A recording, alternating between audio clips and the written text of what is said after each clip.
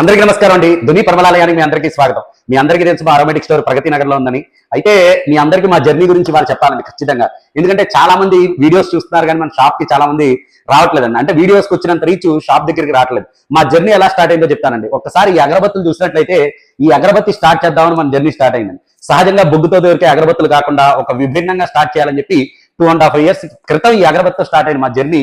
మరి ఎక్కడ దాకా వచ్చిందిరా అంటే మీరు చూసినట్లయితే ఇంత పెద్ద షోరూమ్ పెట్టే స్థాయికి వచ్చిందండి. పర్ఫ్యూమ్స్ కానీ, అత్తర్స్ కానీ, బాడీ కేర్ ప్రొడక్ట్స్ కానీ ఇవన్నీ కూడా మన దగ్గర అవైలబుల్ ఉన్నాయండి. మీరు చూస్తే బాడీ కేర్ ప్రొడక్ట్స్ ఇలా ఒక చిన్న స్థాయి నుంచి ఇంత దాకా రావడం అంటే ఇట్స్ నాట్ ఏ జోక్ అండి.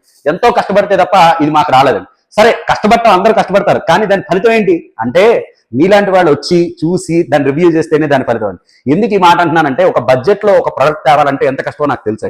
నేను మీ అందరికీ ఎక్స్ప్లెయిన్ చేయలేకపోవచ్చు, కానీ ఇది సత్యం. ఎందుకంటే ఒక కంపెనీ ఒక స్టార్ట్అప్ పెట్టిన తర్వాత ప్రతి ఒక్కళ్ళు ఏంటంటే ఒక అద్భుతమైన ప్రొడక్ట్ తయారు చేయాలనుకుంటారు. అందరూ తయారు చేసేస్తారు, దాని మీద ఫోకస్ పెడతారు.